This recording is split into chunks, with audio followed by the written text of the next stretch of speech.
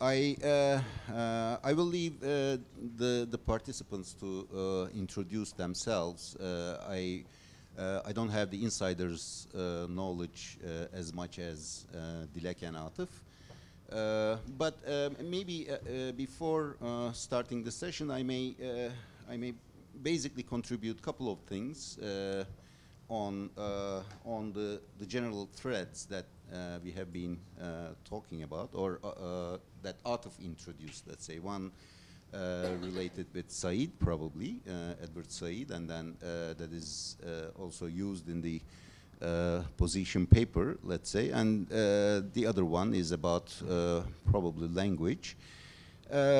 Now, as far as I know, actually, Edward Said never mentions the late Ottoman period when he writes about Orientalism.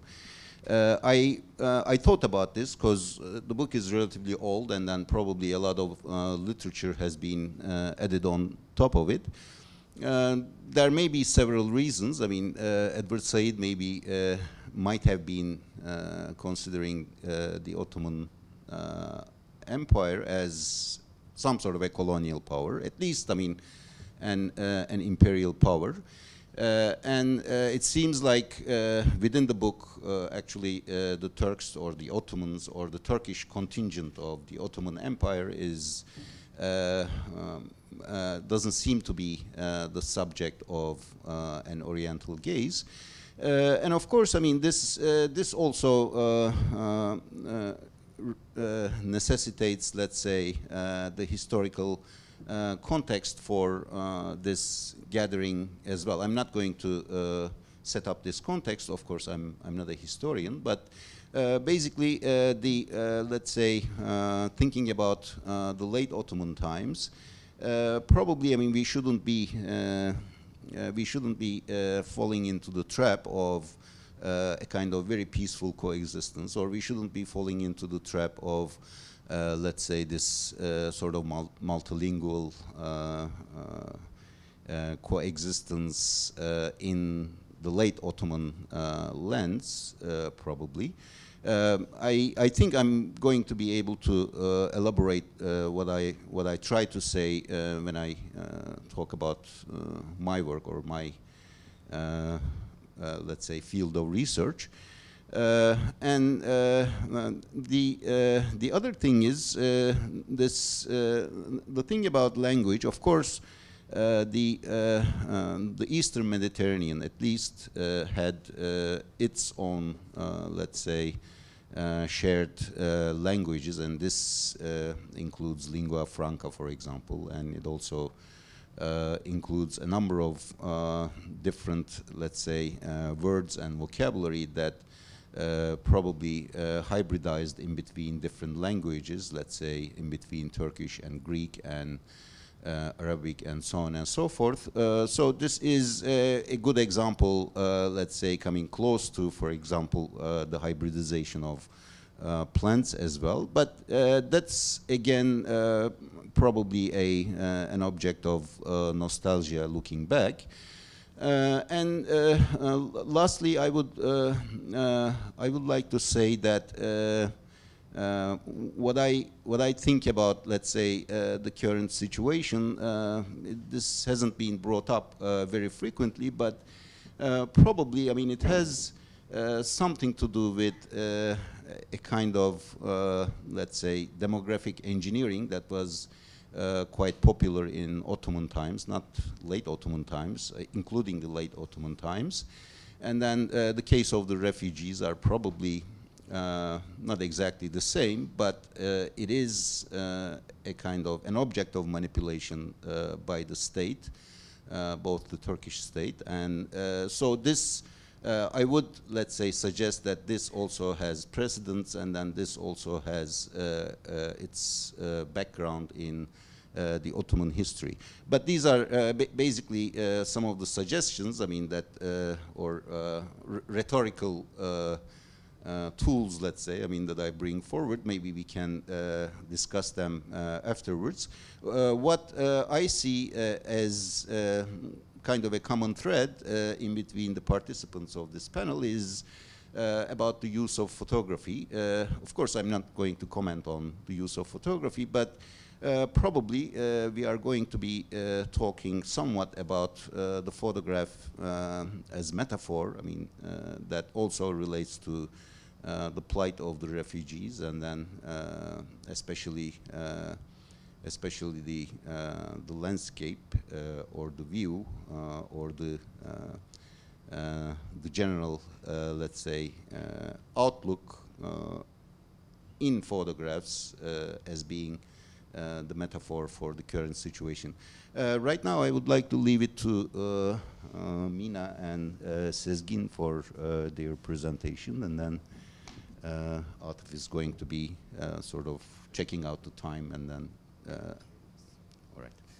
Yes, thank you for this introduction. Actually, Güven, first of all, thank you for invitation, Atif and Dilek. This is very interesting project, we think. And since we have to introduce ourselves, I'm pleased that you have made such a theoretical introduction regarding the exploitation of the concept of refugees, because usually the projects, whether it is in art or in the activist politics, whenever it's something made about refugees, it is or immigrants or immigration or multilingualism or multiculturalism, it is kind of spontaneously expected that it is liberationist, that it is emancipatory. But it's not necessarily so, because there are certain ideological, let's say, structural issues which interest us a lot. And that we dealt with Mina, and maybe this will be sort of introduction to us, how we see these issues regarding the refugees, regarding the immigration, the political aspect of it. So we started to work together in 2006, 2007, and we edited a book called Contemporary Art and Nationalism, which came up with a thesis that the contemporary art can be a sophisticated way of reproduction of nationalism. So it was a little bit to twist, to estrange what we think of the emancipatory potential of the contemporary art. Whether contemporary art can be nationalistic. So further on, we did certain works which was particularly addressing the issue of activism, or let's say the agency of the immigrant in the contemporary art, how the immigrant has been seen. Mina will talk more about that. But so, as I said, for us, the theoretical issue is much important.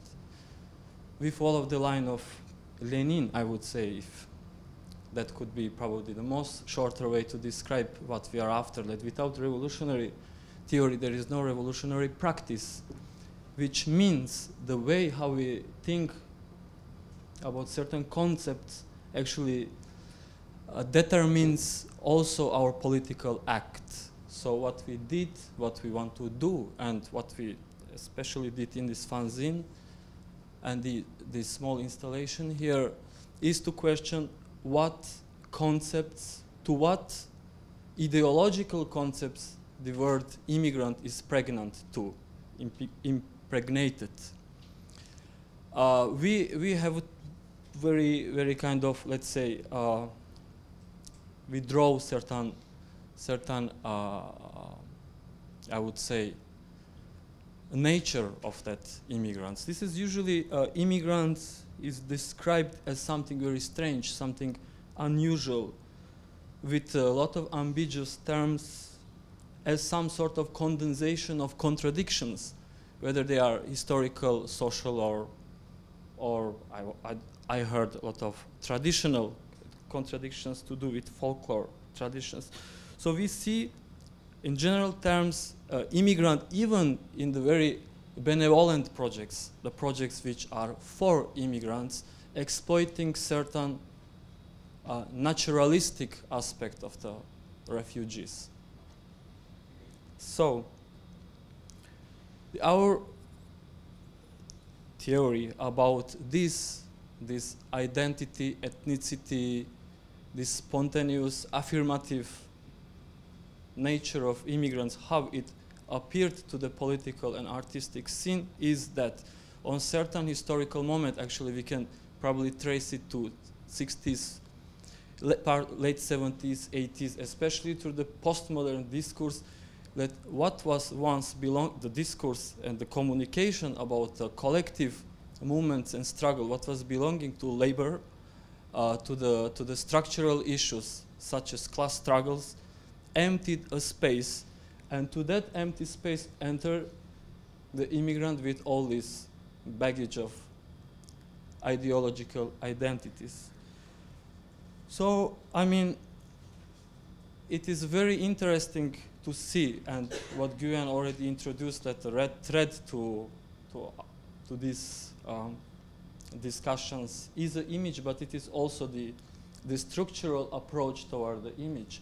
Somehow, how to think, this is our question, how to think the image of immigrant, this kind of surrealistic image of immigrant with certain position of destructuring, or let's say estranging, using Russian formalist term, of the existing automatically understand concepts of what is the immigrant. So I will be more clear when I refer to the fanzine we did here. It's one image strike us, seeing last year, which we found as like crystallizing this immigrant as a juxtaposition, which was, for example, in one of these image, a group of Moroccan refugees are climbing long wire fence of gold field in Spain, while bourgeois pair in white dresses is looking embezzled. Maybe you see this image. We don't have it here. We produced similar images in the fanzine, which some have been comparing to Martha Roster, but it is different because the emphasis has been put to the outside, not to the inside, to the interior. And in another blurry, dark, amorphous group of Syrian people, I saw this in Turkish TV, people sneak into the frame of a live TV show where a group of greeting the sun yoga are practicing in the beach of Turkey. I'm reading from fanzine. In yet another, a boat of immigrants observed a young Russian model posing in the beach in Miami. So this was the way of representing the immigrants. The immigrants as a sedimented agency of all the contradictions of the world, but what is very annoying here, in very bearable way. Let's say immigrant as a contradiction, but happy living contradiction. So most often, it is also in the contemporary art, we can see that these immigrants are represented as certain bird-like nature. So, no, we will have sharing this 14 minutes.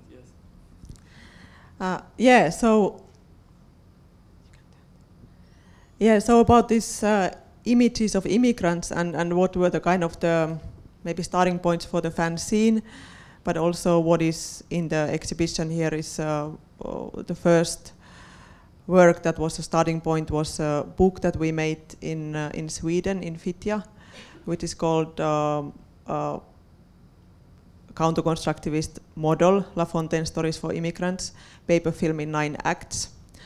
And it came about in a situation when me and Seskin, we were invited on a residency, artist residency in the south of Stockholm, in a suburb which is more than 90% immigrant populated, and where they speak, I don't remember the exact numbers, but let's say 140 languages out of 170 languages recognized by UN, so almost all the languages in the world, and like highly multicultural suburb, but also one of the poorest suburbs in the whole of Sweden, and one of the suburbs where riots have started. And in this suburb there is an artist residency, where there are, in the residency flat there are 2 rooms, and residencies are each for 2 months. So in 1 year you can have 12 new art projects dealing with the situation of being in that Fittja reality, which is among the very poorest people in Sweden. And then Fittja is this one of the first entry points for immigrants. So when a newcomer migrant comes to Sweden, they first come to places like Fittja, and then when they kind of climb up a little bit in the social ladder, they move to the next places. So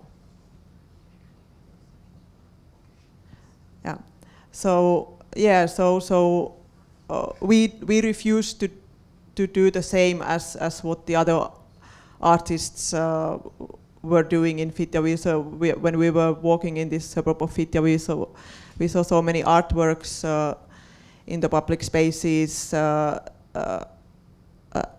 or less everywhere, which were kind of participatory projects with the local residents, where the artists have somehow like given the locals an opportunity to express themselves artistically, or projects about cooking, or collecting some kind of stories or memories and remedies, and guerrilla gardening and other things like this. So we were not interested in this kind of thing, but rather we were interested in the structures in the society which are producing segregation and discrimination and these mechanisms. So the book Counter-Constructivist Model is an outcome of that, which is here in the Saltz Library right now. And and in this project we were actually, instead of talking with the people living in this suburb, we were talking with the people who are the mediators between the suburb and the officials.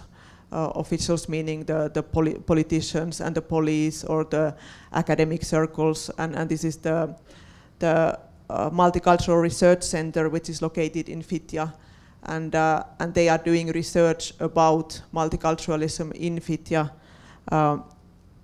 and kind of translating that into different languages, and also, for example, teaching the police about multiculturalism. So we were interested in how do they perceive multiculturalism, in fact. Okay, so there was the image. Yeah, okay. So for us, we found this image very representative, because immigrants are very often portrayed as birds, and maybe birds in a cage, so also we were hearing all these stories of how Sweden is one of the only truly multicultural countries in the world, next to Australia and Canada. Sweden has a multicultural legislation, but we were interested in this, like, what is then this thing which is stopping from this perfect situation in Sweden from kind of being offered to the migrants. So we found out that it is not something which is in the migrants, but it is in the very structures in the Swedish society.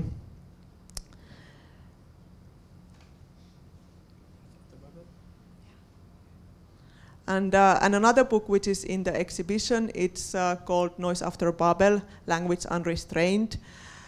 So whereas this other book is dealing with the situation in Sweden, or taking as the case study Sweden and multiculturalism. So this one is dealing with multilingualism and taking place in the reality of Finland.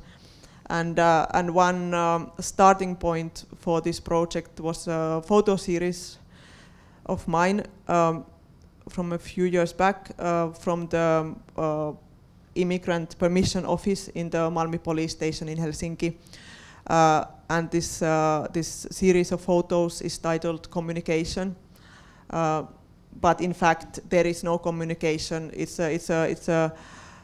photos from the waiting room in that police station where it's very hostile environment, and then photos of the carvings of the tables where residency permit applicants are actually communicating with the police and kind of applying for permission. So these I found these tables very interesting because they are full of scribbles, and which are mainly swear words and kind of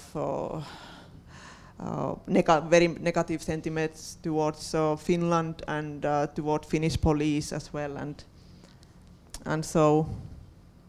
Yes. So to conclude, and one information, practical information, the fanzines that we produced, zine that we produced is not complete in the South right now, because one small fanzine is missing.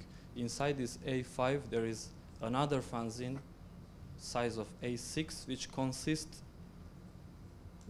a word in a page, each page as a word. This citation is from Ira Levin's book, Rosemary's Baby, which says, "This is no dream," she thought. "This is real. This is happening."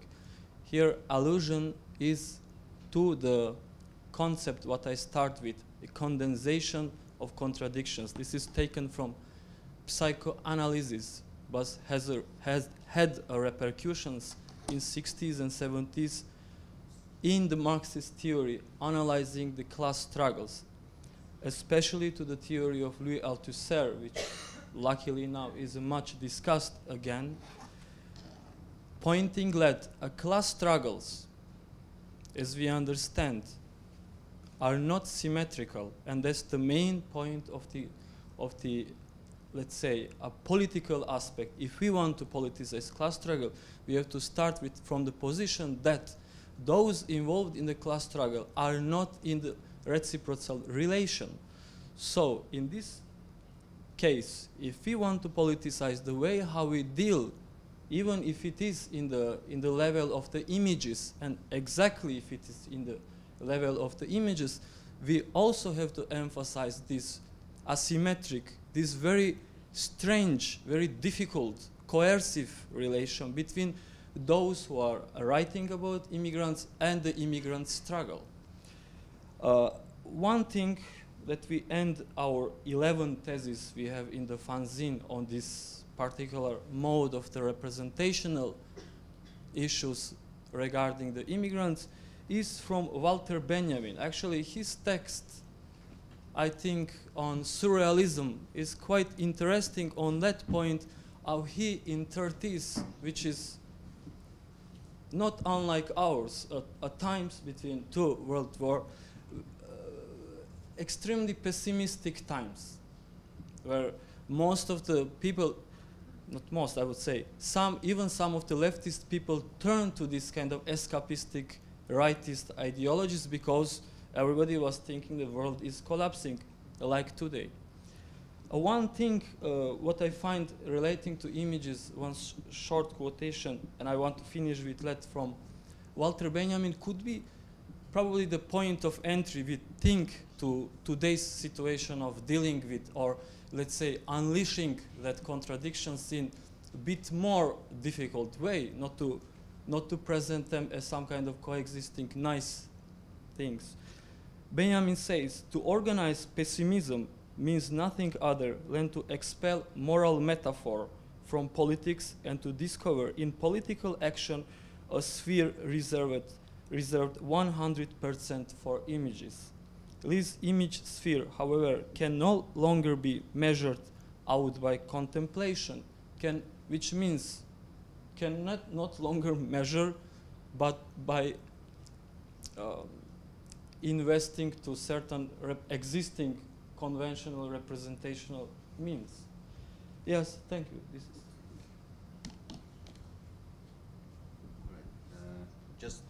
is just a brief interference, let's say. One thing is, I mean, we started out with Said, and then basically in the brochure, actually, Said especially is quoted in terms of these nuances in between what is a refugee, who is an exile, who is an immigrant, who is an emigre, and then so on and so forth. Of course, I mean, we are aware of this, and probably we wouldn't be doing injustice to the soul of the whole enterprise. I mean, this whole project, Apricots from Damascus. I think, I mean, the project itself didn't spring from the keyword of the immigrants, actually. I mean, the project, I think, I mean, sprang from the fact that, I mean, among these millions of Syrians living abroad, there are artists, and then they are producing work. And of course, I mean, at some point, I mean, it's probably legitimate that the discussion comes around and comes down to the immigrants. Of course, I mean, it is related, but at the same time, I think the emphasis of the project is more on the idea of exile and the intellectual production in exile. The other thing is, I mean, I think, I mean, you made some very important comments. Of course, I mean, one of the threads that came out in the beginning was about nationalism, and then Benedict Anderson died recently. Of course, it's when relating it with the situation of the immigrants, and then of course, I mean, and also about the class struggle that you mentioned. I think, I mean, this idea of nationalism, both in Turkey and then Europe, actually cuts across either the class divide. It cuts across a number of different things. I mean, it may even cut across the comradeship in terms of religion, and in this case, Islam, actually. I mean, this thread of nationalism is, I think, also so strong in Turkey, and of course, indeed, in Europe, by the same token, that it can cut across, actually, I mean, these differences, and then it comes, I think, as a primary source for estrangement for both the immigrants and then the exiles. So I just wanted to make this comment. Maybe this is something that we may talk about. I leave it to Aras. I know him for a very long time, but I'm going to leave it to him to introduce himself and introduce his work. Well, thank you, and I thank also Dilek and Atıf for bringing together such a wonderful exhibition. My work in the exhibition, I think my creative process in this kind of work is not much different than most photographers and filmmakers. For example, I sense a similar approach in Güven's work too. For me, it starts with an image, a powerful image, a strong image. And the reason that I emphasize this is to say that it doesn't start with a conceptual framework or a theoretical statement or anything that is design related in that, for that matter. It's an encounter with an image that seduces you, with an image that is fearful or hopeful, that promises something, perhaps, and then the work itself is to identify, to contextualize, to relate to that strong affection that the image carries within itself. In this work, my material was seascapes, a series of sequences of seascapes. And again, the work itself was to figure out why these seascapes were so powerful to me, so much attractive to me. I think one powerful attraction, one strong element in these seascapes was a relation with time that they carried in themselves, particularly with the location that these were taken in Black Sea coast. A direct relation with time, a crystallization of the perception of time. Or so to speak, because in this landscape there is constant movement, a constant revolving nature I encountered with, and that is something I wanted to cultivate, I wanted to emphasize in the sequences themselves too. But the work of a landscape artist is also to contextualize that landscape, that image, in a historical or subjective context. And within this process, for me, the affection of the seascape, the loneliness, the loss that it carries with, which was very apparent to me in a way that Sergei Eisenstein introduces as the notion of non-indifferent nature, when he was writing about cinematography. As a during the Enlightenment era, when the transcendental side of the nature was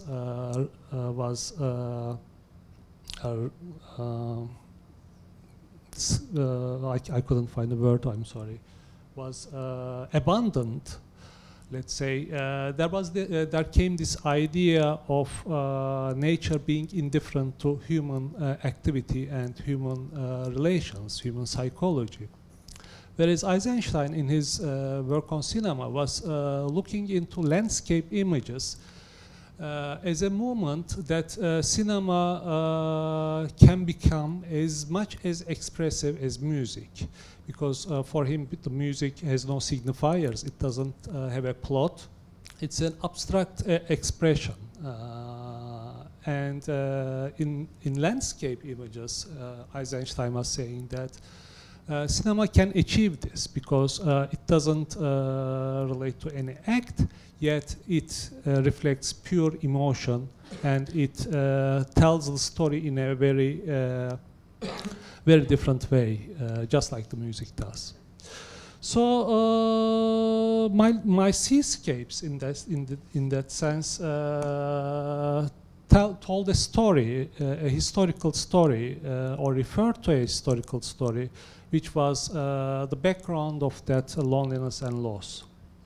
And the story was about the forced migration of Pontus Greeks on one hand, and it was a story of estrangement, both the people's estrangement from their past and my estrangement as a person who goes back to his hometown after years. I think this estrangement is productive in the sense that we have to experience such estrangement. I think the problem is not with alienation and strangers, the problem is with nativeness. Nativeness is what has to be broken, what has to be torn apart. And I share, in this sense, Georg Simmel's approach to estrangement, different than Marx, different than Heidegger. Simmel's take on stranger was a celebratory one. He was seeing that as a productive movement that made possible with the modern metropolitan life. I think that is all I can say at this moment. So. All right, thank you, Aras. This it seems like I'm going to talk about let's say similar experiences going back to my hometown, and then it seems like in this country we live with this sort of original sins actually. Right today I was at Depot seeing the exhibition. Of course, those telegrams from Talat Pasha for the forced exile and then massacres, and then ultimately the genocide of the Armenians made possible.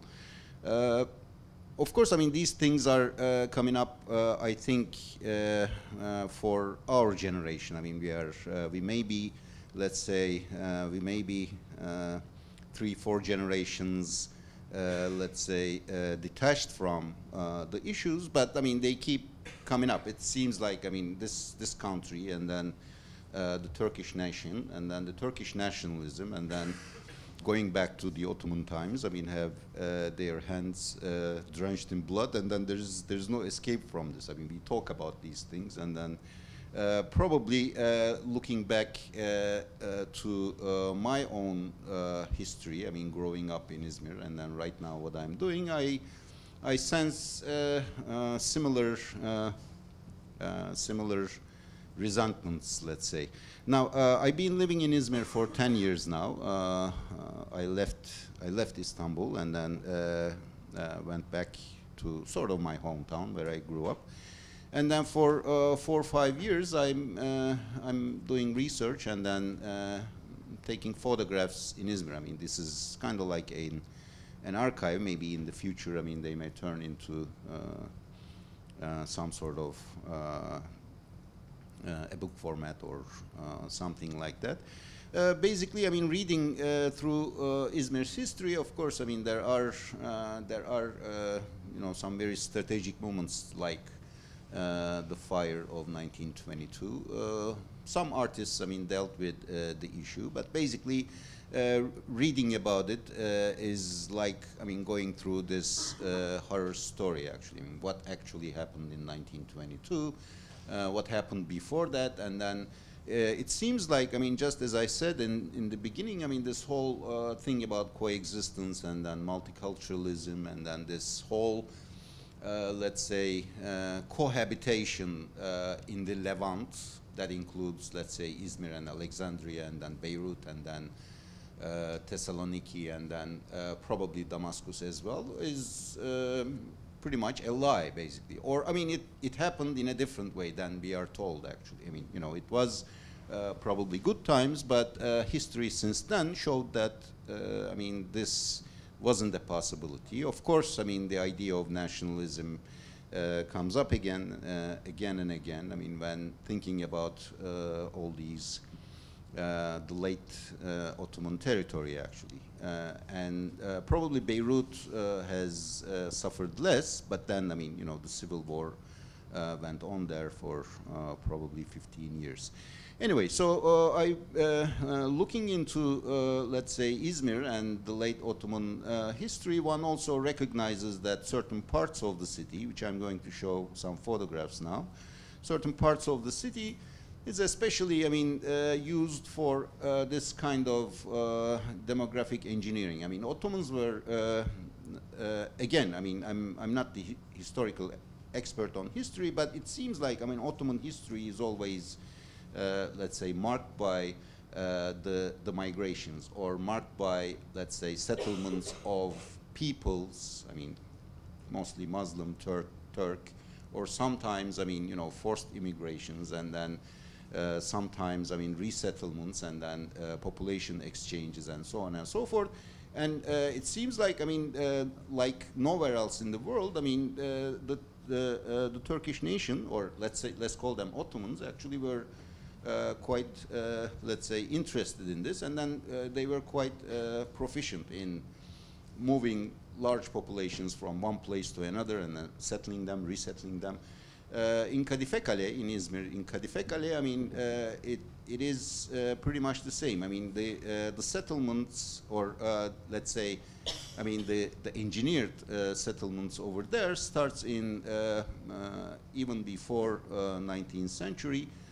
And basically, I mean, at certain points, I mean, the Turkish populations from other parts of the country has been moved there, and then the Turks who had escaped from Chios, the island of Chios, in late 19th century, they stayed there, and then they settled there. And then right now, I mean, Kadife Kale and its environs are mostly settled by the Kurds, actually. This, I mean, on one hand, I mean, it seems like it's not a very programmed sort of, let's say, exodus, but at the same time, I mean, there is a kind of recurring theme. And I think this also, I mean, relates to the situation of refugees in Turkey as well. I'm not saying that. I mean, there is a very programmed, and then there is a very sinister sort of strategy behind accepting, let's say, 2-something million people from Syria. But at the same time, I'm sure that the Turkish state, being as it is, I mean, have at least other plans in mind, just as it showed up, for example, a couple of months ago. I mean, using them as some sort of a bargaining chip with Europe, and then, you know, getting free visas, or getting the permission for free visas, and so on and so forth. So basically, I mean, one wants to think that, I mean, these things happen, and then the refugees are accepted in good faith, and then out of benevolence, and so on and so forth. But at the same time, I mean, we Turkish people, I mean, never very, let's say, confident of the state itself, think about these things, or may think about these things more critically.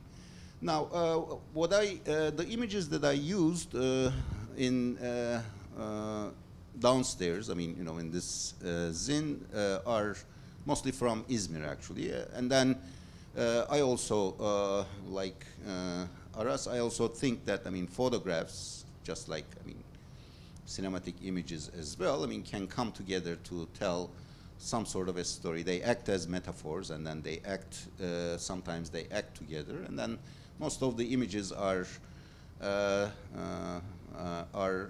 about a kind of mobility. Of course, I mean, this mobility is about, let's say, the poor in Izmir, actually. I mean, either these abandoned cars, or these carts, I mean, that you carry things, or these other vehicles of, let's say, moving things around. But at the same time, I mean, it can stand as a metaphor for the situation of the refugees as well. I'm just going to show these photographs, not comment on them that much.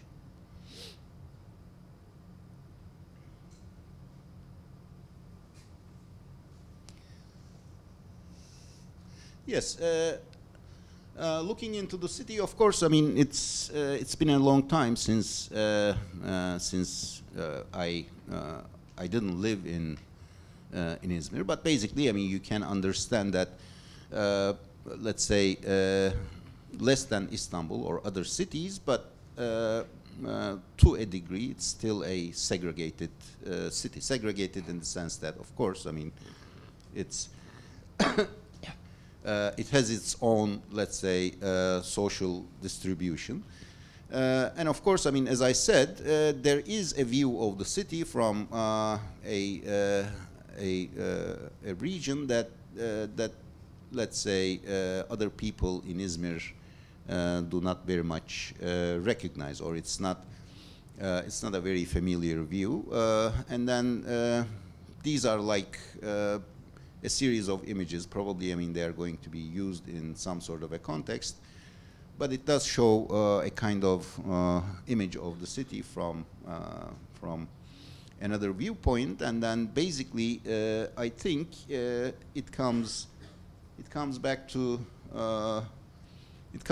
this problem of let's say nationalism, in the sense that, of course, both actually the Syrian refugees and then the Kurdish population, just like the Armenians and the Greeks and others before, had been estranged and then have been, let's say, persecuted, and then had been, let's say, had been persecuted in this country. Anyway, so maybe I can finish my words over here, and then maybe we can go into a question and answer session, or 5 more minutes. So, Sezgin, is there anything you want to add? Well, listening to you both, I got some ideas. Talking about relation between image and politics and representation, one important issue here is, especially when we underline this ideological sphere, is a photography as an apparatus, let's say, as an ideological apparatus. So this was very much discussed in 60s and in the films in 70s and 80s. For example, in the film of the British structuralist filmmakers and photographers such as Peter Gidal or William Rabban, or all this before in US, Hollis Frampton. And what we see here is particularly that discussion, the actualization of a discussion which happened aftermath October Revolution in the Russian avant-garde. So yes, the Dziga Vertov, I would rather talk about Vertov than Eisenstein, because he was not interested to use a montage as a music and a symphony, but more to find those little gaps, little noises in the excess of the constructing any narrative. But what was there a question for most of them, especially for Dziga Vertov, was that how it is possible to make a communistic image, a communistic representation by using the apparatus which is produced by the capitalists.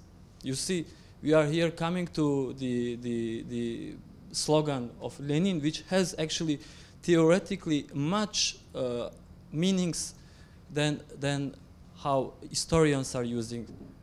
Soviet power plus electrification of all country is a communism. Means the position of a class struggle, the organizational issues of class struggle plus the apparatus, or let's say conflict with an apparatus, is what makes communism. What does it mean? That if we use any kind of the existing apparatus of representations,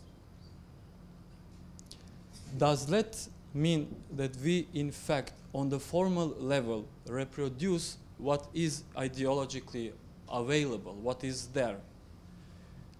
Can the artistic photography or artistic work emancipate from the constraints of the apparatus? I think this is the very important question, especially we ask with Mina after we completed contemporary art and nationalism, because our position was that art is reproducing a nationalism. Well, if art is reproducing nationalism, then art is nothing else than any other cultural manifestations. So this is a little bit complicated, complicated issue, but we can stretch to the issue of relation between art and nationalism, that it is an art. It is exactly the art's position of not being utilitarian, of not having any kind of use, because art is not useful. And because of that uselessness, I would say, because of that arbitrariness of the art, there is a possibility of politicizing the art. That's why we are very careful not to get so excited about this NGO style working, artistic practices working usually on the content and trying to let's say, accomplish the task. So I hope in the beginning, from your remark, I understood that it's kind of, our presentation seems a little bit critique to this enterprise. Not.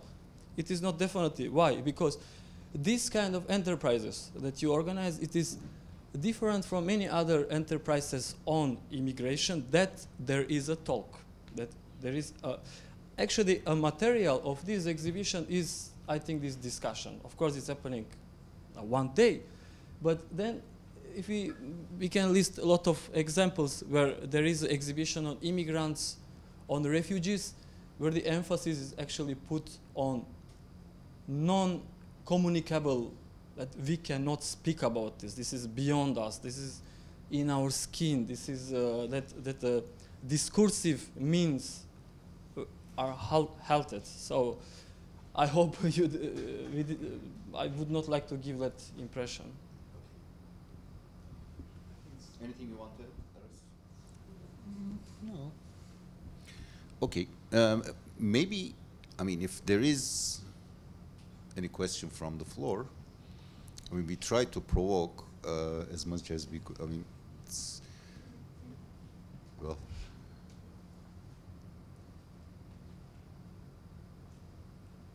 Well, do you have closing remarks or anything you would like to